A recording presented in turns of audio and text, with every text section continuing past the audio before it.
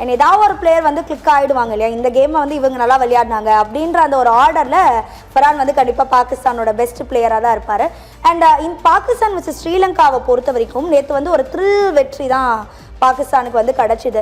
And பாகிஸ்தானோட அந்த playing 11 இருக்கட்டும் இல்லை ஸ்ரீலங்காவோட பிளேயிங் 11 இருக்கட்டும், அந்த 5 ரனில் ஸ்ரீலங்கா தோத்ததுக்கான மெயின் ரீசன் என்னவா இருக்கும்னு நினைக்கிறீங்க? கண்டிப்பாக அதாவது அவங்க நேற்று எனக்கு தெரிஞ்சு வின் பண்ணணுன்ற நோக்கத்தில் ஆடினாங்களா அப்படின்றது எனக்கு தெரிஞ்சு தெரியல. எல்லா டீமும் வின் பண்ணனும் தான விளையாடுவாங்க. சோ அதான் கண்டிப்பா. ஆனா பட் என்னன்னா அவங்களோட ஓப்பனிங் மேபி bowlingல இருந்தே நம்ம வரலாமே. சோ ஸ்ரீலங்கா பாத்தீங்க அப்படின்னா home ground, so home ground advantage எல்லா டீமுக்குமே கண்டிப்பா இருக்குங்க. பட் ஆனா இங்க பாருங்க பாகிஸ்தான் 212 ரன்ஸ் அடிக்க விட்டது, அதுவும் முக்கியமா ஓப்பனிங் பிரையர் விக்கெட்டே விழல ரொம்ப நேரமா. அதுக்கப்புறம் தான் பாத்தீங்கன்னா எல்லாரும் அடிக்க விக்கெட் விட்டாங்களே தவிர ஓப்பனிங் பிளேயர் வந்து ஃபர்ஹானா இருக்கட்டும் ஃபக்கர் ஜமானா இருக்கட்டும், ஸோ இவங்க மாதிரி 2 பேருமே பாத்தீங்கன்னா பயங்கரமா ஸ்கோர் அடிச்சு கொண்டு வந்துட்டாங்கன்னே சொல்லலாம். ஸோ 212 ரன்ஸ் வந்ததே எனக்கு தெரிஞ்சு அவங்களோட பெரிய மைனஸா பாக்குறேன். பட் ஸ்ரீலங்கா என்னன்னா அட்லீஸ்ட் அவங்க பேட்டிங்ல கண்டிப்பா சேஸ் பண்ணிடுவாங்க அப்படின்னு நம்ம பார்த்தோம்னா அங்கேயும் பயங்கர சொதப்பல். ஸோ நிஷாங்காலாம் பார்த்தீங்கன்னா ஓப்பனிங்ல விக்கெட் விட்டது எனக்கு தெரிஞ்சு ஒரு பெரிய மைனஸா பாக்குறேன். ஸோ அது மாதிரி நிறைய சேஞ்சஸ் பார்த்தோம். ஸோ ஸ்ரீலங்கா பொறுத்த வரைக்கும் தொடர்ந்து ஒரே பிளேயிங் 11 வச்சிருந்த டீம் பார்த்தீங்கன்னா நேற்று தொடர்ந்து நிறைய பிளேயிங் 11 சேஞ்ச் பண்ணிட்டாங்க. ஸோ யாருமே சரியா ஆடாதது எனக்கு தெரிஞ்சு அது ஒரு பெரிய, ஏன்னா அட்லீஸ்ட் ஒரு ஆறுதல் வெற்றி எடுத்திருக்கலாம். ஏன்னா அந்த குரூப்பை பொறுத்த வரைக்கும் ஒரு ஹோம் கிரவுண்ட் அட்வான்டேஜ் அவங்களுக்கு 3 மேட்சுமே இருந்து அவங்க ஃபுல் ஸ்வீப் ஆனது வந்து எனக்கு தெரிஞ்ச ஒரு பெரிய வருத்தம். அதனால தான் அவங்க கோச்சுமே இந்த டிசிஷன் வர்றதுக்கான மெயின் ரீசனாக கூட இருந்திருக்கலாம். நிச்சயமா ஒரு கோச் வந்து ரிசைன் பண்றாரு அப்படிங்கிறது அது ஒரு பெரிய விஷயம் தான். அவரால் அதை டீமை வந்து வின் பண்ண வைக்க முடியல அப்படிங்கிற ஒரு கண்டிப்பாக அவர்கிட்ட அந்த ஒரு ஸ்ட்ரெஸ் நம்மளால் பார்க்க முடியுது. அண்ட் இப்போ ப்ரெசென்ட்டாக மேட்ச் நடந்துகிட்டு இருக்கு. அண்ட் அதில் வந்து இப்போ ஜிம்பாப்வே வந்து 120 for 5 ஆல்மோஸ்ட் வந்து 14 ஓவர்ஸே முடிஞ்சிருச்சு. ஸோ இந்த மேட்ச்சில் ஜிம்பாப்வே விசஸ் சவுத் ஆஃப்ரிக்கா சொல்லவே தேவையில்ல, சவுத் ஆஃப்ரிக்கா வின் பண்ணோம் அப்படின்னு நம்ம சொல்லிடலாம். பட் இந்த பிளேயிங் எப்படி இருக்கும்னு நினைக்கிறீங்க? ஜிம்பாப்வே பிளேயிங் 11 இருக்கட்டும் இல்லை சவுத் ஆஃப்ரிக்காவாக இருக்கட்டும். கண்டிப்பாக அதாவது ஜிம்பாப்வேவோட ஒரு பெரிய அட்வான்டேஜ் வந்து நான் இந்த வேர்ல்டு கப் T20ல பார்த்தது எனக்கு தெரிஞ்சு அவங்க இந்த சூப்பர் 8 வந்ததே எனக்கு தெரிஞ்சு ஒரு பயங்கரமான ரெக்கார்ட்னே நம்ம சொல்லலாம் ஜிம்பாப்வே. ஏன்னா ஆஸ்திரேலியாவை பீட் பண்ணாங்க, ஸ்ரீலங்காவை பீட் பண்ணாங்க. பட் என்ன அப்படின்னா இந்த செமிஃபைனல் வர்றப்போ மேபி அவங்களுக்கு கொஞ்சம் தடுமாறினாங்களோ. இன்னொன்று அவங்களோட ஸ்ட்ராங்கே என்னன்னா ஃபர்ஸ்ட் பேட்டிங் எடுத்து தான் அவங்க நிறைய மேட்சஸ் வின் பண்ணாங்க. ஸோ பட் இங்கே என்ன ப்ராப்ளம் அப்படின்னா அவங்க இங்கே சூப்பர் 8 வர்றப்போ எல்லா மேட்சஸ்லையும் பார்த்தீங்கன்னா நாங்கள் சேசிங் போகிறோம் அப்படின்னு போனது எனக்கு தெரிஞ்ச ஒரு பெரிய மைனஸாக பார்க்குறோம். பட் இந்த மேட்சை பொறுத்த வரைக்கும் 120 for 5 அதுவும் 16 ஓவர்ஸ் ஆயிடுச்சுன்றது எனக்கு தெரிஞ்சு கண்டிப்பாக ஃபுல்லாகவே சவுத் ஆஃப்ரிக்கா பக்கம் இருக்குன்னே நம்ம சொல்லலாம்.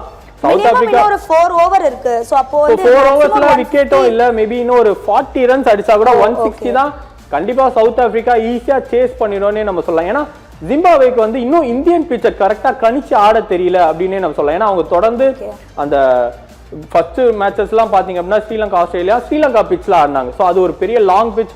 அவங்க வந்து பெரிய லெவலில் பவுண்டரிஸ் அடிக்காமல் நிறைய டூஸ் சிங்கிள்ஸ் எடுத்து அந்த ரன்னை கொண்டு வருவாங்க. பட் இந்திய பிச்சில் பார்த்தீங்கன்னா பவுண்டரிஸ் எல்லாம் கொஞ்சம் கிட்ட இருக்கிறனால அவங்களால பெரிய பவுண்டரிஸாக கன்வெர்ட் பண்ண முடியலன்றது தான் எனக்கு தெரிஞ்சு இதில் ஒரு பெரிய வீக்னஸாக பார்க்குறேன். பட் இங்கே ஒரு ஜிம்பாப்வேக்கு ஒரு நல்ல விஷயம் என்ன சொல்லலாம்னா கண்டிப்பாக தொடர்ந்து அடுத்தடுத்த வேர்ல்டு கப்லாம் இவங்களோட பெர்ஃபார்மன்ஸ் பயங்கரமாகவே இருக்குன்னு சொல்லலாம். ஏன்னா அவரோட ஓப்பனிங் அந்த பெனட்லாம் பாருங்க 22 வயசு தான் ஆகுது. அவர் பார்த்தீங்கன்னா இந்தியா கூடயே பார்த்தீங்கன்னா பயங்கரமான அடி, அவருமே டேபிள் டாப்ல வர்றாரு. அது மாதிரி அவங்க போலிங்குமே நிறைய பேர் பார்த்தீங்கன்னா அண்டர் 30 ஏஜஸ்ல தான் இருக்காங்க. ஸோ இவங்க எல்லாருமே இந்த வருஷம் நிறைய நல்ல ஃபீல்டிங் பார்த்தோம் ஜிம்பாப்வே கிட்ட. அதே மாதிரி பார்த்தீங்கன்னா நல்ல போலிங் பார்த்தோம். கண்டிப்பாக அடுத்தடுத்த வருஷம் இன்னும் பெட்டர் ஆகி கண்டிப்பாக இந்தியன் டீமை கூட இந்தியா டீம் இல்லை நம்ம டாப் டீம்ஸை கூட அவங்க பீட் பண்ணி செமிஃபைனலோ ஃபைனல் வர்றது கூட வாய்ப்பு இருக்குன்னு நம்ம சொல்லலாம். கண்டிப்பா இந்த T20 வேர்ல்டு கப்பை பொறுத்த வரைக்கும் நிறைய பெஸ்ட் பிளேயர்ஸை வந்து இப்போ வந்து ரெகக்னைஸ் பண்ணியிருக்கோம். ஸோ அது ஒன் ஆஃப் த பெஸ்ட் விஷயமா இந்த இதில் பார்க்கப்படுது. நம்ம குயிக்காக ஒரு ஸ்கோர் டேபிள் பார்த்துடலாம் யார் டாப்பில் இருக்கான்னு. அண்ட் ஆப்வியஸ்லி சவுத் ஆஃப்ரிக்கா டாப்பில் இருக்கு. Group A and group B அப்படி நம்ம பிரிக்கும் போது சவுத் ஆஃப்ரிக்கா டாப்பில் இருந்தாலும் நியூசிலாண்டும் செமிஃபைனலுக்குள்ள போயிட்டாங்க. ஸோ அடுத்து இருக்கிறது இந்தியா அண்ட் ஜிம்பாப்வே. அண்ட் இதில் வந்து இந்தியாவுக்குமே பாயிண்ட்ஸ் 4 இருக்கு. இந்த குரூப் டேபிள்ல வந்து 2 தான். ஸோ அவங்க பார்த்தீங்க அப்படின்னா ஜிம்பாப்வே மட்டும் தான் அவங்க வின் பண்ணிருக்காங்க. மேபி நம்ம கொஞ்சம் சரியா போடல. மேபி இன்னைக்கு மேட்ச் வந்து நம்ம போட்டிருக்கோம் அப்படின்னா வின் பண்ணா 4 பாயிண்ட் எடுத்து கண்டிப்பா செகண்ட் பிளேஸ் போயிடுவோம்.